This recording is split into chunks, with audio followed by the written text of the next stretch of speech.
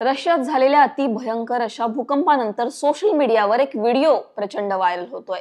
Video कुठला आहे तर कामचटका इथल्या समुद्र किनाऱ्यावरचा, जिथे हा भूकंप झाला।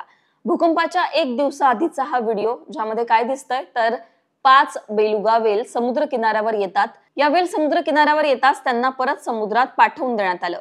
या व्हिडिओवरून हा दावा केला जातोय की समुद्राच्या किनाऱ्यावर आलेले हे वेल मासे त्या दिवशी भूकंपाचे संकेत देत होते का। सोशल मीडियावर लोक हा व्हिडिओ शेअर करतायत। एका युजरने हा व्हिडिओ शेअर करत म्हटलंय, जनावरांनी आपल्याला सतर्क केलं होतं, पण आपल्याला ते समजलं नाही। रशियाच्या कामचटका इथे 5 बेलुगा वेल वाहत वाहत किनाऱ्यावर आल्या होत्या। त्याच ठिकाणी 8.8 रिक्टर स्केलचा हा भूकंप झाला। निसर्ग नेहमी आपल्याला आधी सांगत असतो। व्हिडिओ व्हायरल झाल्यानंतर हा प्रश्न उपस्थित होतोय की खरंच प्राण्यांना भूकंपाची कल्पना आधीच येते का, आणि ती होत असेल त्यांना तर ती कशी।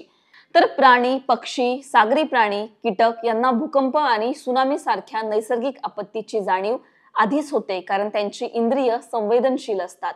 भूकंप आधीच कवचांमधील कंपन ते ऐकू शकतात। वैज्ञानिक संशोधन असं सांगतं की प्राण्यांच्या वागणुकीत यावेळी बदल जाणवतात। एका प्रकारे भूकंप किंवा कुठलीही नैसर्गिक आपत्ती येतीये हे संकेत देण्याचा प्राणी आधी नेहमीच प्रयत्न करत असतात। 1975 ला चीनच्या नानजिंग मध्ये भूकंपापूर्वी प्राण्यांचं वर्तन पाहून नागरिकांचं स्थलांतर करण्यात आलं होतं। यामुळे हजारो जीव वाचले होते।